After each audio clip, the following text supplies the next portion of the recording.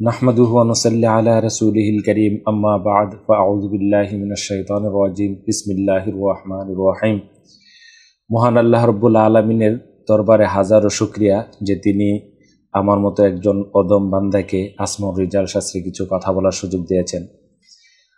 ইতিপূর্বেই বেশ কয়েকটি আলোচনায় আমি কয়েকজনের জীবনী সম্পর্কে সংক্ষিপ্ত আলোচনা করেছিলাম। আজকে আলোচনা করতে চাচ্ছি একজন ঐতিহাসিক বিখ্যাত রিজাল শাস্ত্রের ব্যক্তি হযরত আব্দুল্লাহ ইবনুল মুবারক সম্পর্কে। আব্দুল্লাহ ইবনে মুবারক তিনি এতই বেশি বিখ্যাত ছিলেন যে রিজাল শাস্ত্রে তার জীবনী নিয়ে বিস্তার আলোচনা করা হয়েছে। ওনার বর্ণাঢ্য জীবনী নিয়ে বিভিন্ন কিতাবাদি রচনা হয়েছে এবং অনেক বিখ্যাত ব্যক্তিদের ওনার সম্পর্কে বিভিন্ন বক্তব্য রয়েছে। শ্রোতা যারা রয়েছেন ইচ্ছা করলে আরও বিস্তারিত জানতে পারবেন। আমি চেষ্টা করব দুটি পর্বের মাধ্যমে ওনার জীবনী নিয়ে কথা বলার জন্য। প্রথম পর্বটি হবে সংক্ষিপ্ত আকারে ওনার জীবনী, পরের যে পর্বটা হবে সেই পর্বে ইনশাল্লাহ ওনার সম্পর্কে বিভিন্ন মানুষ কী ধরনের বক্তব্য দিয়েছেন আর ওনার জীবনটা আসলে কেমন ছিল সেই উক্তি নিয়ে একটা আলোচনা করার ইচ্ছা আছে। আপনারা আশা করি সাথে থাকবেন। আব্দুল্লাহ ইবনুল মুবারক আল মারওয়াজি আনুমানিক 118 হিজরির কোনো এক সময় উনি জন্মগ্রহণ করেন। খ্রিস্টাব্দ হিসাবে 736 খ্রিস্টাব্দ হবে, আর ইন্তেকাল করেছেন 797 খ্রিস্টাব্দে। তিনি জগৎ বিখ্যাত আলেম ছিলেন, হাদিসের ইমাম ছিলেন, মুজাহিদ ছিলেন এবং ইলমে দ্বীনের বিভিন্ন শাখায় ওনার ব্যাপক অবদান ছিল। আব্দুল্লাহ ইবনুল মুবারকের ডাকনাম ছিল আব্দুল্লাহ, আর পুরা বংশ পরিচয় এভাবে যে আব্দুল্লাহ ইবনুল মুবারক ইবনে ওয়াজে আল হানজালি আর তামিমি। তিনি আবু আব্দুর রহমান আল মারওয়াজির আজাদকৃত দাস ছিলেন। উনি ছিলেন না, ওনার হয়তো পূর্বপুরুষ কেউ ছিল, এই হিসাবে তাদের মাওলা বলা হয়। আব্বাস ইবনে মুসআব বলেন যে আব্দুল্লাহ ইবনুল মুবারকের মা ছিলেন খাওয়ারিজম গোত্রের। তার বাবা মুবারক ছিলেন তুর্কি বংশোদ্ভূত। তিনি দরিদ্র ব্যক্তি ছিলেন। হানজালা গোত্রের একজন ধনী ব্যবসায়ীর বাগান ছিল হামদানি। মুবারক সেই বাগানের তত্ত্বাবধানের দায়িত্ব ছিল। মুবারকের সেই বাগানের দায়িত্ব থাকা অবস্থা থেকে তার জীবনের অর্থনৈতিক সমৃদ্ধি অর্জনের শুরু। পরবর্তীতে যা হযরত আব্দুল্লাহ ইবনুল মুবারক পৈতৃক সূত্রে বিশাল সম্পদের মালিক হয়েছিলেন এবং তিনি নিজে একজন বিখ্যাত ব্যবসায়ী ছিলেন। এই আলোচনা ইনশাল্লাহ সামনের দিকে আসবে। আব্দুল্লাহ ইবনে মুবারকের ছাত্র হাসান বলেন যে তিনি যে তুর্কি বংশোদ্ভূত ছিলেন এবং যারা তুর্কি বংশোদ্ভূত মানুষের শরীরে সাধারণত পশমের পরিমাণ কম হয়। তিনি বলতেন যে আব্দুল্লাহ ইবনুল মুবারকের শরীরের মধ্যে সেই চিহ্ন ছিল। তিনি যখন খালি গায়ে থাকতেন, কখনো যদি কাপড় খুলতেন তখন দেখা যেত তার শরীরের মধ্যে লোমের বা পশমের পরিমাণ খুবই কম। আব্দুল্লাহ ইবনে মুবারকের জন্ম সন নিয়ে আহমদ ইবনে হাম্বল রহমতুল্লাহ আলাই বলেন, ইবনে মুবারক 118 হিজরিতে জন্মগ্রহণ করেন। খলিফা ইবনে খিয়াত বলেন 118 হিজরিতে আব্দুল্লাহ ইবনে মুবারক জন্মগ্রহণ করেছেন বলে প্রমাণ রয়েছে। আব্দুল্লাহ ইবনে মুবারক তার বয়স সম্পর্কে নিজেই বলেন যে একবার আমাকে আব্দুল্লাহ ইবনে ইদ্রিস জিজ্ঞেস করেছিল যে আপনার বয়স কত। আমি তখন বলেছিলাম যে আমরা অনারব যারা সাধারণত বয়স ঠিকঠাক মনে রাখতে পারি না, তবে আমার এতটুকু মনে রয়েছে যে আমি ছোটকালে কালো পোশাক পরিধান করেছিলাম। আর তখন ছিল আব্বাসি খেলাফতের প্রথম যুগ। আব্বাসি খলিফা ছিলেন আবু মুসলিম খুরাসানি। তিনি তখন মানুষদেরকে কালো পোশাক পরতে বাধ্য করেছিলেন। ওই হিসাবে ধারণা করা হয় যে তিনি আসলে 118 হিজরির দিকে জন্মগ্রহণ করে থাকবেন। মার্ব নামক শহর ছিল আব্দুল্লাহ ইবনুল মুবারকের জন্মস্থান। এটি বর্তমানে খুরাসান বা বর্তমান তুর্কমেনিস্তানের অন্তর্গত একটি প্রাচীন নগরী, এখনও রয়েছে সেই নগরী। তিনি সেখানেই জন্মগ্রহণ করেন। আব্দুল্লাহ ইবনুল মুবারকের প্রচুর লেখা ছিল, কিন্তু সেই লেখাগুলো এখন পাওয়া যায় না। যে দুটি গ্রন্থ ওনার পাওয়া যায় তার মধ্যে একটি হলো আজ-জুহুদ ও আর রাকায়েক, আর একটা হলো কিতাবুল জিহাদ। তাছাড়া আরও অনেক গ্রন্থ খণ্ডিত আকারে পাওয়া যায় যেগুলি ওইরকম সংরক্ষিত না। আর ম্যাক্সিমাম ওনার রচিত গ্রন্থগুলি বিলীন হয়ে গেছে, যা এখন পাওয়া যায় না। আমি আগে উল্লেখ করেছি আব্দুল্লাহ ইবনে মুবারক খুব সাধারণ একটি পরিবারে জন্মগ্রহণ করেন। তার পিতা ছিলেন একজন সাধারণ মজুর। তিনি একজন ধনী ব্যক্তির বাগানে প্রহরীর কাজ করতেন, কিন্তু এই সহজ সরল পিতাই পরবর্তী সময়ে পুত্রের জন্য প্রচুর ধন সম্পদ রেখে যান। সেই সম্পদের ধারাবাহিকতায় পরবর্তীতে আবদুল্লাহ ইবনে মুবারক প্রচুর ধন সম্পদের মালিক হয়েছিলেন, যেগুলি তিনি দিনের কাজে এবং ভালো কাজে ব্যয় করেছেন। বিশেষ করে শিক্ষা খাতে তিনি প্রচুর ব্যয় করেছেন, শিক্ষা প্রসারের ক্ষেত্রে, যা উম্মতের জন্য ব্যাপকভাবে কাজে লেগেছে। আবদুল্লাহর বাবা মুবারক ছিলেন অত্যন্ত পরহেজগার ও সৎকর্মপরায়ণ ও নিষ্ঠাবান একজন মানুষ। তিনি নিজের কাজকে খুবই দায়িত্বশীলতার সাথে পালন করতেন এবং সৎ উপার্জনকে একমাত্র উপায় হিসাবে গ্রহণ করেছিলেন। তিনি এতটাই পরিশ্রমী ও সৎ ছিলেন যে বাগানে কাজ করলেও কখনো সেই বাগান থেকে কোনো একটি ফলনই মুখে দিয়ে দেখেননি। এ বিষয়ে একটি বিখ্যাত ঘটনা রয়েছে। একবার বাগানের মালিক বাগান পরিদর্শনে আসলো এবং মুবারককে বলল যে আমার জন্য কিছু আঙ্গুর নিয়ে আসো। তিনি আঙ্গুর নিয়ে আসলেন। আঙ্গুর মুখে দিয়ে মালিক দেখলো যে খুবই টক। তিনি বিস্ময়ের সাথে জিজ্ঞেস করলেন যে তুমি এতদিন যাবৎ বাগানে রয়েছ, অথচ তুমি টক এবং মিষ্টি আঙ্গুর জানো না, যাও আবার মিষ্টি আঙ্গুর নিয়ে আসো। মুবারক আবারও আঙ্গুর নিয়ে আসলেন। সে আঙ্গুর খেয়ে মালিকের একই অবস্থা, খুবই টক। আসলে আঙ্গুর না পাকলে টক থাকে। এই অবস্থা দেখে মালিক মুবারককে জিজ্ঞেস করলেন যে কি অবস্থা, তুমি এখনো আঙ্গুর চেনো না?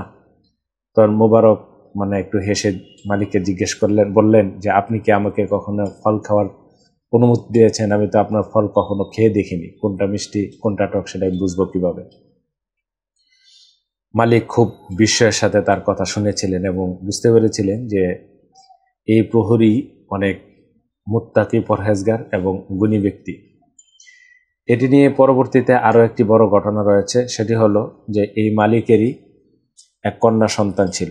একদিন মুবারকের সাথে মালিক পরামর্শ করলেন যে তুমি কি মনে করো, বিয়ের ক্ষেত্রে সাধারণত একজন বাবার কি ধরনের পাত্রর সন্ধান করা উচিত?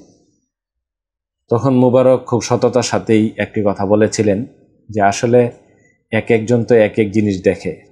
যেমন ইহুদিরা দেখে অর্থ সম্পদ, আর খ্রিস্টানরা দেখে সৌন্দর্য, আর আরবরা দেখে হলো বংশ বুনিয়াদ। কিন্তু আসলে প্রকৃতপক্ষে বিয়ে শাদীর ক্ষেত্রে ইসলাম যে ধরনের ধারণা পোষণ করে সেটাই সঠিক। সেটা হলো দিনদারি এবং আমানতদারিটাই বিয়ের মধ্যে দেখা উচিত। এই কথা খুবই মনোপুত হয় মুবারকের মালিকের, এবং তিনি বাসায় যেয়ে ওনার স্ত্রীর সাথে পরামর্শ করেন যে আসলে সন্তান বিয়ে দেওয়ার ক্ষেত্রে সৎ এবং দিনদার কোনো পাত্রই ভালো, এবং এই ক্ষেত্রে আমার কাছে মুবারকের চেয়ে আর কোনো ভালো পাত্র সন্ধান আছে বলে জানা নেই। তা আমার ইচ্ছা হলো যে আমি আমার কন্যাকে মুবারকের কাছে বিয়ে দিব। এই হিসাবে পরবর্তীতে তিনি মুবারকের সাথে ওনার কন্যাকে বিয়ে দেন। এভাবেই মূলত পরবর্তী বাগান এবং সহায় সম্পদ যা ছিল সেইগুলি ওয়ারিশি সূত্রে মুবারক মালিক হন, এবং সেখান থেকে আবদুল্লাহ ইবনে মুবারক একটি সম্পদের একটি বড় উৎস পেয়ে যান, যেগুলোকে কাজে লাগিয়ে ব্যবসা বাণিজ্যের মধ্যে তখনকার সময়ে তিনি সবচেয়ে বড় ধনী এবং সবচেয়ে বড় ব্যবসায়ী হিসাবে তিনি পরিচিতি লাভ করেন। এই বিষয়ে সবাই একমত যে আবদুল্লাহ ইবনে মুবারক এমন এক জ্ঞান অন্বেষণকারী ব্যক্তি ছিলেন যার দৃষ্টান্ত খুবই বিরল। তিনি তার যুগে যে সমস্ত অঞ্চলে জ্ঞান চর্চা হতো সব জায়গায় তিনি ভ্রমণ করেছেন। আব্দুর রহমান ইবনে আবি হাতিম বলেন, আমি আমার বাবাকে বলতে শুনেছি আবদুল্লাহ ইবনে মুবারক এমনভাবে হাদিস সংগ্রহের উদ্দেশ্যে সফর করতেন যেন তিনি পৃথিবীর 1/4 ঘুরে ফেলবেন। তিনি ইয়ামান, মিশর, শাম, জাজিরা, বসরা, কুফা এমন কোনো অঞ্চল যেখানে জ্ঞানের চর্চা হতো বাদ দেননি। আহমদ ইবনে হাম্বল তার এই ব্যাপক সফরের স্বীকৃতি দিয়েছেন। তিনিও বলেছেন যে আবদুল্লাহ ইবনে মুবারকের মতো তৎকালীন সময়ের আর এত কেউ সফর করেনি জ্ঞানের জন্য।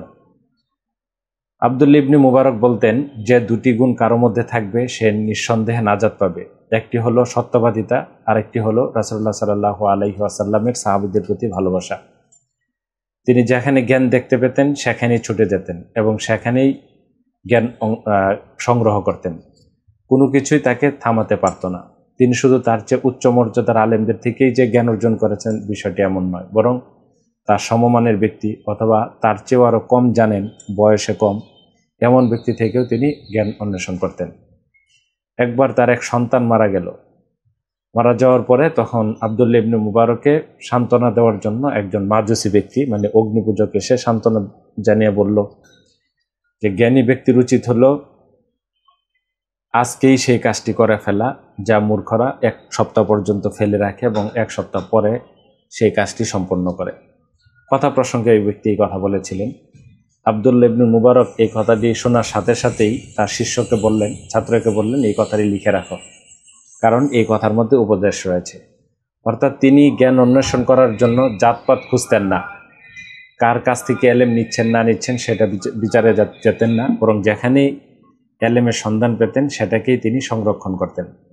জ্ঞানের প্রতি আব্দুল্লাহ ইবনে মুবারকের এতটাই আগ্রহ ছিল যে মানুষ অবাক হয়ে যেত। একবার তাকে জিজ্ঞেস করা হলো যে আপনি এত বেশি লিখেন কেন? তখন আব্দুল্লাহ ইবনে মুবারক উত্তর দিয়েছিলেন, হতে পারে আমার সবচেয়ে দামি এবং উপকারী কথাটি এখন পর্যন্ত লিপিবদ্ধ করিনি, যে কথাটি লিখছি হয়তো দেখা গেল সেটি আমার জীবনের সবচেয়ে দামি কথা হতে পারে, এই জন্য আমি লিখে রাখি। তাকে মানুষ তিরস্কারও করত, বিশেষ করে তার প্রতি হিংসুক যারা, এরকম ব্যক্তিরা, আশপাশের ব্যক্তিরা হিংসা করে বলতো, তুমি কবে পর্যন্ত হাদিস শিখবে এবং শুনবে? তিনি উত্তর দিতেন যে আমি মৃত্যু পর্যন্ত আমার শিক্ষা চালিয়ে যাব, অর্থাৎ মৃত্যু পর্যন্ত আমি ছাত্র। আব্দুল্লাহ ইবনে মুবারক শিশুকালেই হুজুর পাক সাল্লাল্লাহু আলাইহি ওয়াসাল্লামের একটি হাদিস মুখস্থ করেছিলেন, শুনেছিলেন। সেই হাদিসে হুজুর পাক সাল্লাল্লাহু আলাইহি ওয়াসাল্লাম বলেছিলেন, যে ব্যক্তি আমার উম্মতের জন্য তার দ্বীনের বিষয়ে 40টি হাদিস সংরক্ষণ করবে, আল্লাহ তাকে কিয়ামতের দিন ফুকাহা বা ফকি এবং আলেমদের সাথে হাসর নাসর করাবেন।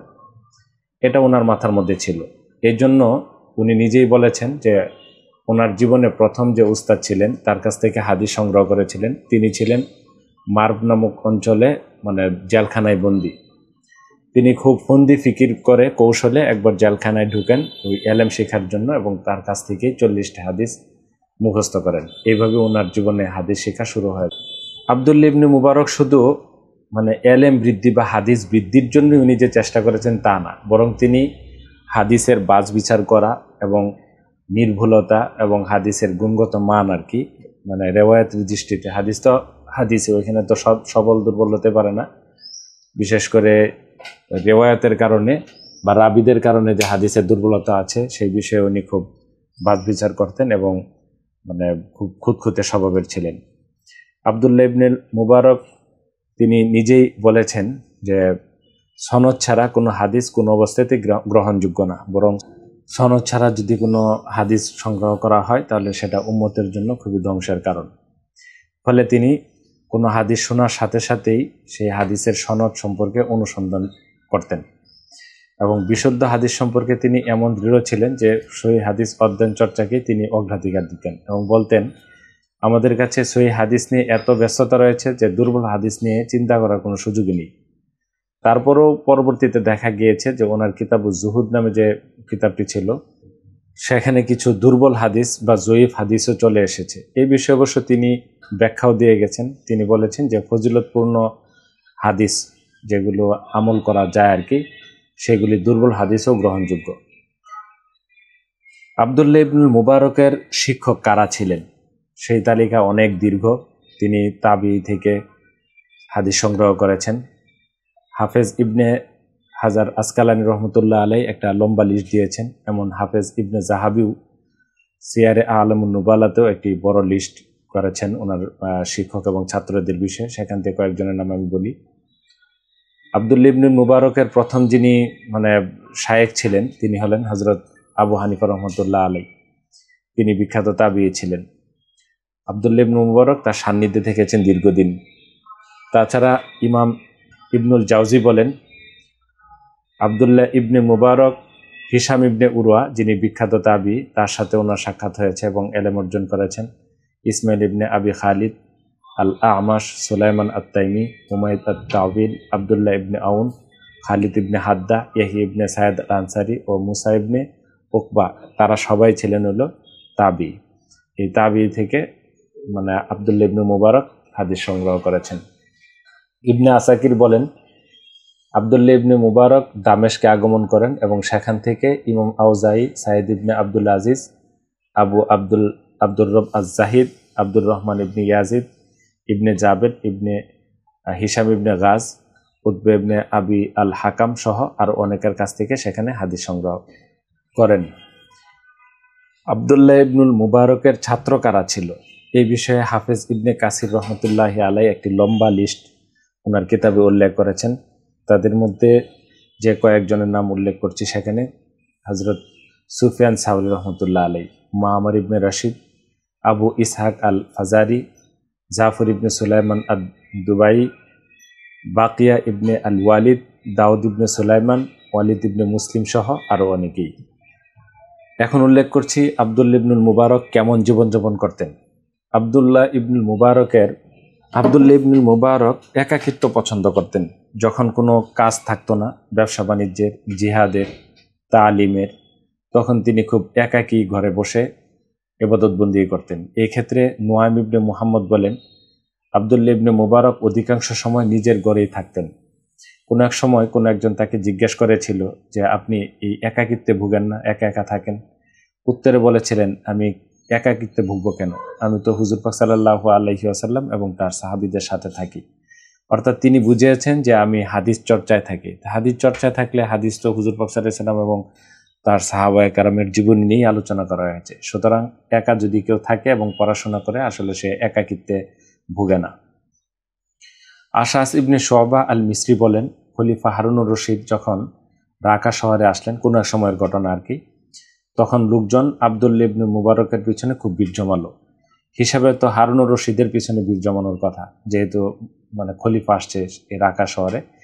কিন্তু তখন দেখা গেল খলিফার চেয়ে বেশি মানুষের ভিড় ছিল আবদুল্লাহ ইবনুল মুবারকের মজলিসকে কেন্দ্র করে।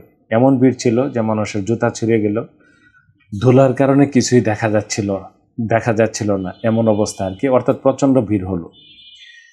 ওই রাকা শহরে খলিফা হারুনুর রশিদের যে প্রাসাদ ছিল, সেই প্রাসাদকে বলতো দারুল খাসাব। সেই প্রাসাদের এক বারান্দা থেকে ওনার একজন উম্মেওয়ালাদ, অর্থাৎ হারুনুর রশিদের একজন দাসী, কিন্তু ওনার সন্তানের মা আর কি, তিনি বিস্মিত হয়ে মানুষকে জিজ্ঞেস করেছিলেন, এত ভিড় হচ্ছে কেন এখানে? তখন কোনো একজন উত্তরে বলল যে খুরাসান থেকে একজন আলেম এসেছেন।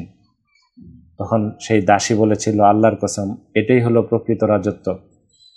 হারুনের রাজত্ব তো আসলে প্রকৃত রাজত্ব না, কারণ হারুনের রাজত্ব টিকে আছে প্রহরী আর হলো পুলিশের কারণে।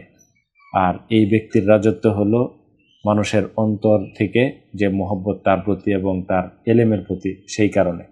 মুহাম্মদ ইবনে আলী ইবনে হাসান ইবনে শাকিক বলেন, আমি আমার পিতাকে বলতে শুনেছি, যখন হজের মৌসুম আসত, আবদুল্লাহ ইবনে মুবারক তার বন্ধুবান্ধবদেরকে মারুয়া শহরে যারা ছিলেন আর কি, তাদেরকে বলতেন যে চলো আমরা একসাথে হজের সফরে যাই। তারা সকলেই খুব আগ্রহ করত এবং দেখা যেত যে হজের সফরের জন্য যে পরিমাণ খরচাপাতি লাগে, হজে যাওয়ার জন্য যে সমস্ত খরচপাতি লাগে, সেগুলো এনে তারা আবদুল্লাহ ইবনে মুবারকের হাতে দিয়ে দিতেন। আর আবদুল্লাহ করতেন কি, সেগুলোকে প্রত্যেকেরই আলাদা করে একটা থলের মধ্যে এই সম্পদগুলি রাখতেন এবং নাম লিখে রাখতেন, এবং সবগুলোই উনি বাড়িতে সন্দুকের মধ্যে রেখে তারপরে বিশাল দলবল নিয়ে তিনি হজের উদ্দেশ্যে রওনা দিতেন।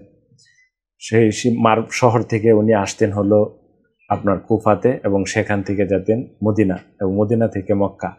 এই যে বিশাল দূরত্ব, এই বিশাল দূরত্বের মধ্যে যত খরচাপাতি হতো সবকিছুই তিনি নিজে বহন করতেন, এবং মানুষদেরকে খুব ভালো খাবার খাওয়াতেন।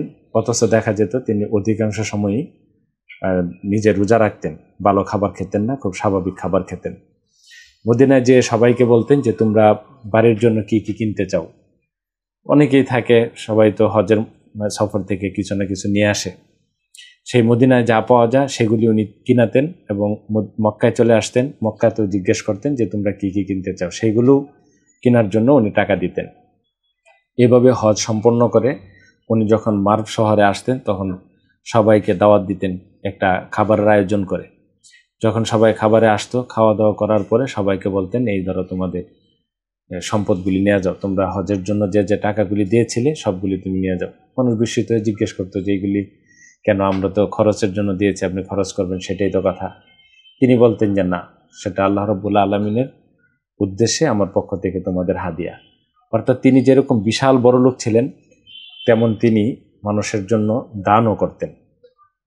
এটাই আসলে এই জায়গার মধ্যে উল্লেখ করার মূল উদ্দেশ্য। সুফিয়ান ইবনে উয়াইনা বলেন যে আমি সাহাবীদের জীবনী এবং আব্দুল্লাহ ইবনে মুবারকের জীবনী নিয়ে বিস্তর গবেষণা করে দেখেছি যে সাহাবীদের জীবনীর সাথে আব্দুল্লাহ ইবনে মুবারকের জীবনীর কোনো পার্থক্য নেই। পার্থক্য এতটুকুই যে সাহাবীরা হুজুর পাক সাল্লাল্লাহু আলাইহি ওয়াসাল্লামের সাহচর্য পেয়েছেন এবং তাদের সাথে হজে অংশগ্রহণ করেছেন, যেটা আব্দুল্লাহ ইবনে মুবারকের ক্ষেত্রে ঘটেনি। কাসিম ইবনে মুহাম্মদ বলেন যে আমি সুহাইদ ইবনে সাইদকে বলতে শুনেছি, তিনি বলেন যে আমি মক্কা ইবনুল মুবারককে দেখেছি, তিনি একসময় জমজমের পানি পান করছিলেন পশ্চিমমুখী হয়ে এবং বলছিলেন যে হে আল্লাহ, আমাদের কাছে ইবনু আবি আল মাওয়াল সূত্রে হুজুর পাক সাল্লাল্লাহু আলাইহি সাল্লামের একটি হাদিস এসেছে, সেখানে হুজুর পাক সাল্লাল্লাহু আলাইহি সাল্লাম বলেছেন জমজমের পানি যে কারণে মানুষ পান করবে সেটি তার জন্য মানে তার উপকারে আসবে, অর্থাৎ যে নিয়তে জমজমের পানি পান করা হয় তার নিয়ত পূর্ণ হয়। আমি এই পানি কিয়ামতের দিনের পিপাসার জন্য পান করছি, এই কথা বলে তিনি জমজমের পানি পান করলেন। নুয়াইম ইবনে হাম্মাদ বলেন যখন ইবনুল মুবারক রিকাকের হাদিস পড়তেন, অর্থাৎ হাদিসের তো অনেকগুলো ভাগ রয়েছে, রিকাক, জিহাদ, তারপরে তাফসির, এরকম। তো যখন তিনি রিকাকের হাদিসগুলো পড়তেন তখন তিনি এমনভাবে কান্নাকাটি করতেন। রিকাক মনে হলো আত্মগঠন বা যে সমস্ত হাদিসগুলোতে কিয়ামতের আলোচনা হয় সেইগুলি বিষয় আর কি হাদিস, এগুলি পাঠ করতেন সময় তিনি অত্যন্ত মানে কান্নাকাটি করতেন। এমনকি উনি বলেন যে ষাঁড় গরু জবাই করলে যেরকম মানে গরুর মৃত্যুর সময় যে অবস্থাটা হয়, ওনার যেন কান্নার কারণে শরীরে এরকম একটা অস্থিরতা দেখা দিত। তখন আমাদের কারোই সাহস হতো না যে ওনার কাছে কোনো কিছু আমরা জিজ্ঞেস করি। যদিও আমাদের প্রয়োজনের কথা উনি বুঝতে পারতেন, তখন হাতের ইশারায় সেই প্রয়োজন সেরে দিতেন, কিন্তু কান্নার কারণে আমাদেরকে কিছু বলতে পারতেন না।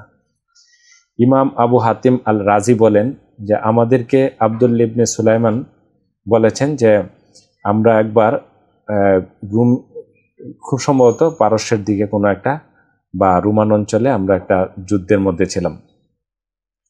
এ সময় শত্রুদের সাথে আমাদের মুখোমুখি সংঘর্ষ হয়। শত্রুদের পক্ষ থেকে মল্লযুদ্ধের জন্য আমাদেরকে আহ্বান করা হলো, মুসলমানদেরকে। তখন দেখা গেল যে একজন ব্যক্তি মল্লযুদ্ধের জন্য এগিয়ে গেলেন, কিন্তু তার মুখটা ছিল নেকাবে ঢাকা, অর্থাৎ মুখোশে ঢাকা ছিল। তে উনি যুদ্ধ যাওয়ার পরে শত্রু বাহিনী থেকে একজন আসলো, আসার পরে দেখা গেল মুহূর্তেই মানে অল্প সময়ের মধ্যেই শত্রুকে তিনি হত্যা করে ফেললেন। এরপরে আরেকজন আসলো, এরকম পরপর তিনজন মানুষকে তিনি হত্যা করলেন। হত্যা করার পরে আর শত্রুর পক্ষ থেকে ওনার মোকাবেলা করার জন্য কেউ আসতেছে না। এই অবস্থার মধ্যে আমি সেই ব্যক্তিটির কাছে, অর্থাৎ সেই মুসলিম সৈনিকের কাছে আমি এগিয়ে গেলাম এবং তার যে মুখোশ রয়েছে সেটা আমি টান দিয়ে দেখলাম। তখন খোলার পরে, চেহারা খোলার পরে দেখি যে তিনি আব্দুল্লাহ ইবনে মুবারক স্বয়ং নিজেই। তখন তিনি আমাকে এই কথা বললেন যে হে আবু আমর, তুমি তো কাজটা ঠিক করনি, বরং আমি যে কাজ জিহাদটা গোপনে করছিলাম তুমি তো সেটা মানুষের কাছে প্রকাশ করে দিবে, মানুষ সেখান থেকে বিভিন্ন কথাবার্তা বা গুজব রটাতে থাকবে।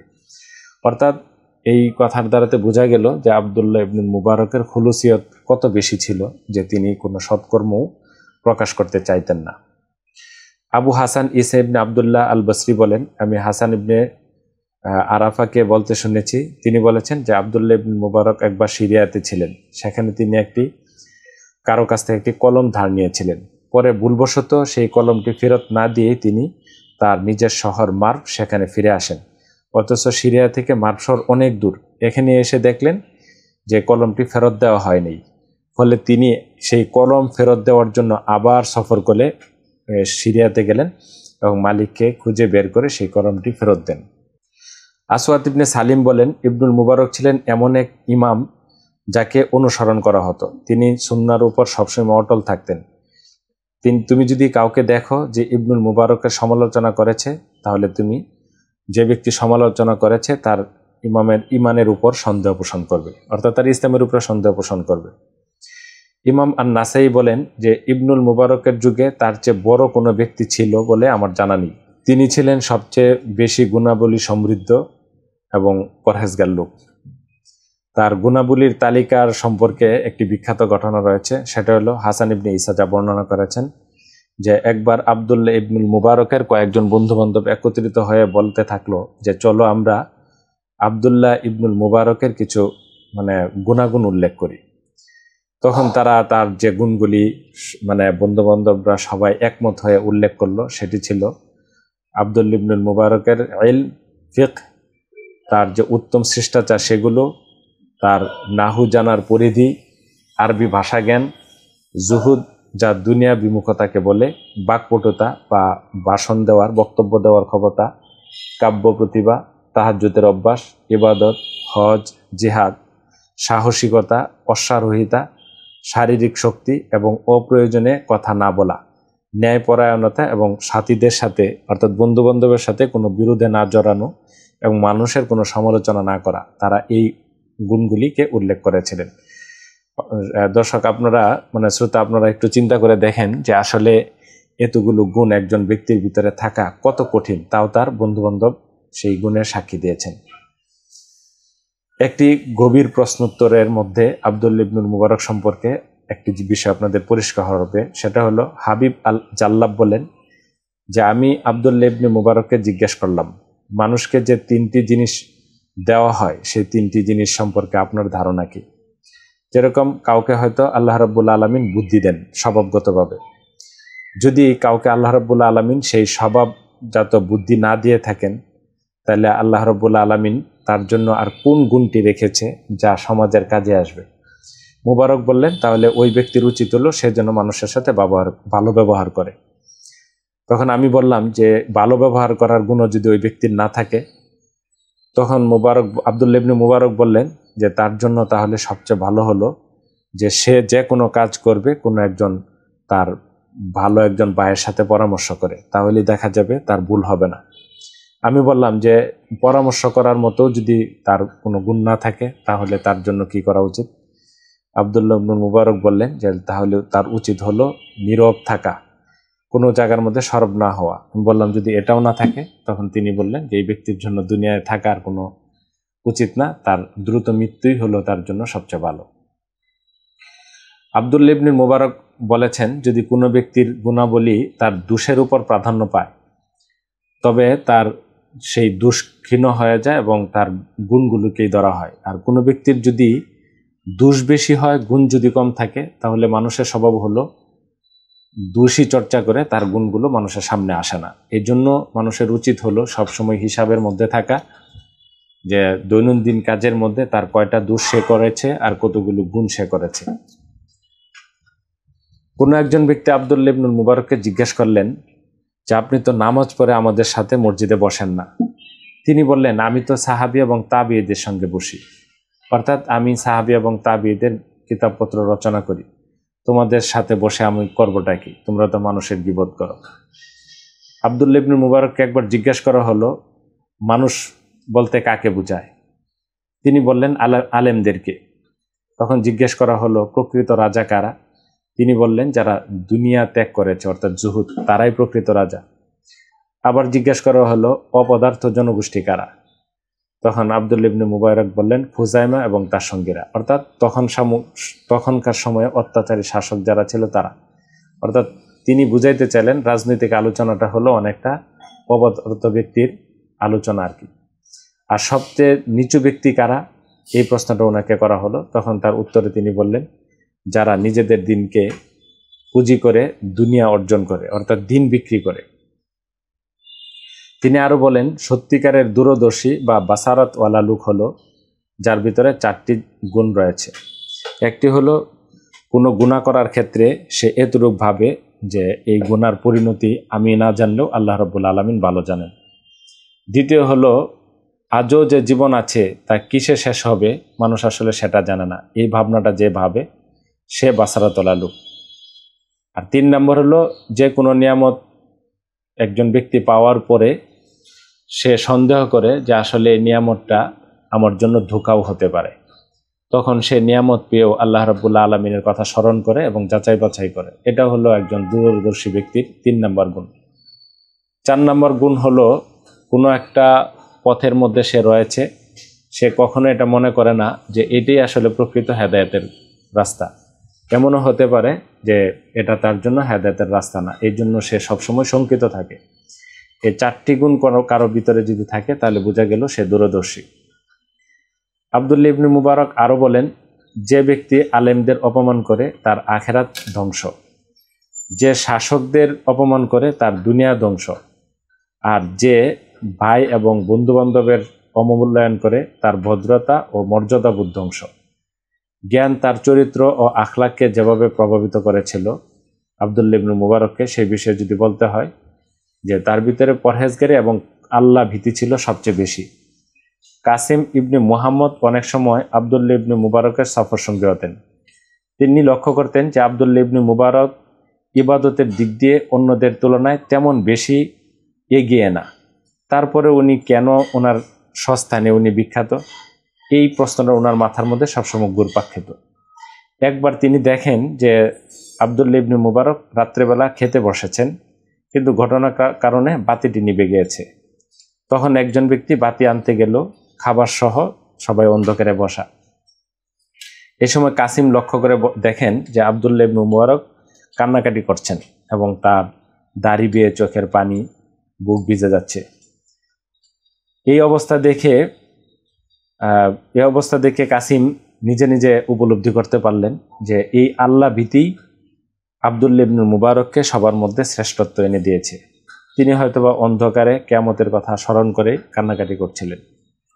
অর্থাৎ আব্দুল্লাহ ইবনে মুবারকের সামান্য একটু সময়ও নির্ভাবনায় কাটত না, এই কথায় সেটা বোঝা গেল। জ্ঞান প্রচারে ওনার ছিল অত্যন্ত আগ্রহ।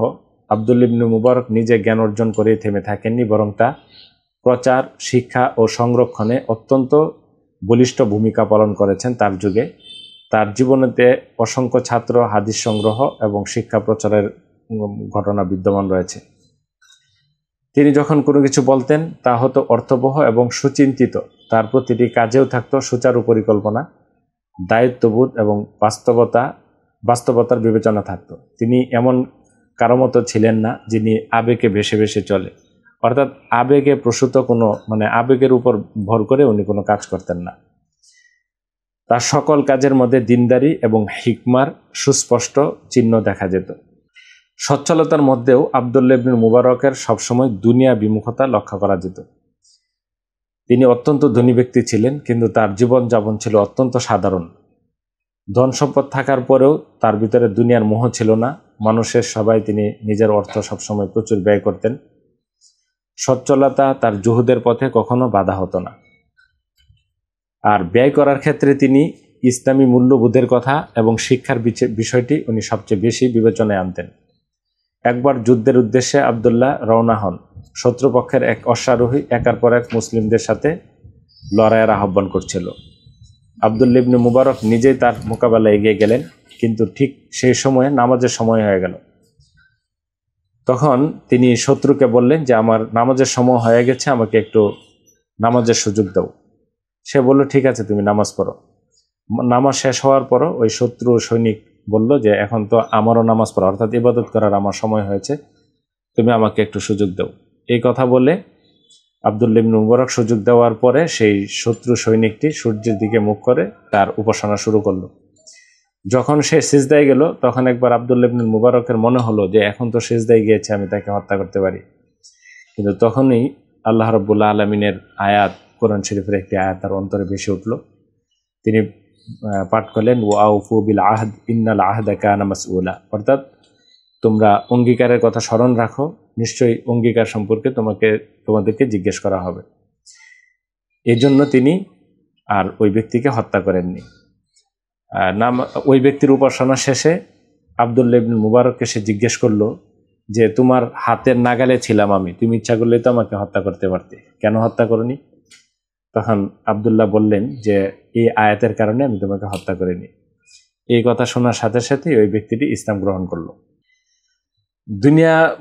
তিনি বলতেন দুনিয়া মুমিনদের জন্য একটি কারাগার, আর এই কারাগারে তার সবচেয়ে বড় কাজ হচ্ছে ধৈর্য ধারণ করা এবং রাগ দমন করা। মুমিনদের জন্য দুনিয়ার কোনো শাসন বা ক্ষমতা নেই, তাদের শাসন থাকবে আখিরাতে।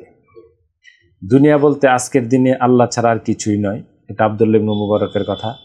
তিনি বলতেন দুনিয়ার প্রতি অতিরিক্ত আসক্তি অর্থহীন, এটা কেবল অস্থায়ী প্রয়োজন মেটানোর স্থান। কেউ তাকে লোকমান হাকিমের এই উপদেশ সম্পর্কে জিজ্ঞেস করেছিল। লোকমান হাকিমের উপদেশ হলো, যদি কথা রূপা হয় তবে নীরবতা শোনা। এই কথা শোনার পরে আব্দুল্লাহ ইবনে মুবারক বললেন, এর মানে হচ্ছে আল্লাহর আনুগত্যের কথা রূপার মতো হয়, তবে আল্লাহর অবাধ্যতা থেকে নীরবতা থাকা সোনার চেয়েও উত্তম। একবার আব্দুল্লাহ ইবনে মুবারক দোয়া করছিলেন হাসান ইবনে ঈসা নামের একজন ব্যক্তির জন্য, আল্লাহ যেন তাকে খ্রিস্টান থেকে ইসলাম গ্রহণ করার তৌফিক দান করেন। দেখা গেল তার দোয়া তাৎক্ষণিকভাবে কবুল হয়েছে এবং কিছুক্ষণ পরেই হাসান ইসলাম গ্রহণ করেছে। আব্দুল্লাহ ইবনে মুবারক বলতেন, ইসনাদ হলো দ্বীনের অঙ্গ, সনদ হলো দ্বীনের অঙ্গ। যদি সনদ না থাকে তবে যে যা খুশি তাই করতে পারে। আব্দুল্লাহ ইবনে মুবারক ইন্তেকাল করার পরে আশপাশের কিছু মনীষী স্বপ্নে দেখলেন আব্দুল্লাহ ইবনে মুবারককে। তেমন একজন ছিলেন জাকারিয়া ইবনে আদি। তিনি বলেন যে আমি আব্দুল্লাহ ইবনে মুবারককে স্বপ্নে দেখলাম। তাকে জিজ্ঞেস করলাম, আল্লাহ আপনার সাথে কি ধরনের আচরণ করেছেন? তিনি বলেন যে আল্লাহ আমাকে মাফ করে দিয়েছেন এবং এই মাপটা হয়েছে আমার হাদিসের জন্য বিভিন্ন জায়গায় সফর করেছি এবং এই সফরের কষ্টের কারণে। আপনারা জানেন যে তখনকার সময়ে ওরকম যান্ত্রিক কোনো যান ছিল না। এক জায়গা থেকে আরেক জায়গায় সফর করতে গেলে যেরকম অর্থ ব্যয় হতো সেরকম সময়ও ব্যয় হতো। আব্দুল্লাহ মুবারক হাদিসের জন্য এই ধরনের অসংখ্য সফর করেছেন সারা জীবন। সুফিয়ান সাউরিকে স্বপ্নে জিজ্ঞেস করা হয়েছিল, অর্থাৎ তৎকালীন কোনো একজন বুজুর্গ ব্যক্তি সুফিয়ান সাউরিকে স্বপ্নে দেখেছিলেন। তখন তাকে জিজ্ঞেস করা হয়েছিল যে আপনার সাথে আল্লাহ কেমন ব্যবহার করেছেন। সুফিয়ান সাউরি বলেছেন যে আমার প্রতি আল্লাহ রাব্বুল আলামিন দয়া করেছেন। তখন তাকে জিজ্ঞেস করা হলো আব্দুল্লাহ ইবনে মুবারকের কি অবস্থা। তিনি বললেন, তিনি তাদের অন্তর্ভুক্ত যারা প্রতিদিন দুবার আল্লাহ রাব্বুল আলামিনের দরবারে গমন করার অনুমতিপ্রাপ্ত হয়েছে। মুহাম্মদ ইবনে ফুদাইল ইবনে ইয়াজ বলেন, আমি আব্দুল্লাহ ইবনে মুবারককে স্বপ্নে দেখলাম এবং বললাম, আপনি কোন আমলকে সবচেয়ে উত্তম হিসাবে পেয়েছেন? তিনি বললেন, যে কাজে আমি লিপ্ত ছিলাম। আমি বললাম, আপনি জিহাদ ও সীমান্ত পাহারার কথা বলছেন? তিনি বললেন, হ্যাঁ। আমি আবার জিজ্ঞেস করলাম, আল্লাহ আপনার সঙ্গে কি ব্যবহার করেছেন? তিনি বললেন, তিনি আমাকে এমনভাবে মাফ করে দিয়েছেন এরপরে আর কোনো মাফের প্রয়োজন নেই এবং আমি জান্নাতি কোনো নারী বা হুরের সঙ্গে কথা বলেছি। এগুলো নেককার মানুষের স্বপ্ন আসলে দলিল হতে পারে না, তারপরেও একটা গুরুত্বপূর্ণ ভূমিকা বা ইন্ডিকেটর হতে পারে। কারণ হাদিসের মধ্যে রয়েছে মানামুল মুমিনি জুজউম মিন সিত্তাতি ওয়া আরবাঈনা জুজআম মিনাল নুবুওয়া, মুমিনদের স্বপ্ন নবুয়তের 46 ভাগের এক অংশ। আব্দুল্লাহ ইবনুল মুবারক ইন্তেকাল করেন 181 হিজরিতে ইরাকের পশ্চিমাঞ্চলে অবস্থিত হিত নামক স্থানে। সেখানে তার কবর রয়েছে এবং তার কবরের উপরে পরবর্তী প্রজন্মের মানুষজন অনেকটা মাজারের মতো গম্বুজাকৃতি করে রেখেছে। এখনও তার মাজারে বিভিন্ন মানুষ যায় এবং সেখানে জিয়ারত করে এবং সেটি একটি পর্যটন এরিয়া। এই ছিল সংক্ষিপ্ত আকারে আব্দুল্লাহ ইবনুল মুবারকের বর্ণাঢ্য জীবনের সংক্ষিপ্ত ধারণা। আমার ইচ্ছা রয়েছে পরবর্তী আরেকটা পর্বের মধ্যে ওনার সম্পর্কে আরেকটু বিস্তারিত আলোচনা করব এবং সেখানে বিভিন্ন মানুষের উক্তি দিয়ে আমি আসলে কথাগুলি বলতে চেষ্টা করব। আপনার ইচ্ছা করলে সেই আলোচনাটাও শুনতে পারেন। আজকে এই পর্যন্তই। ওয়া আখিরু দাওয়ানা আনিল হামদুলিল্লাহি রাব্বিল আলামিন।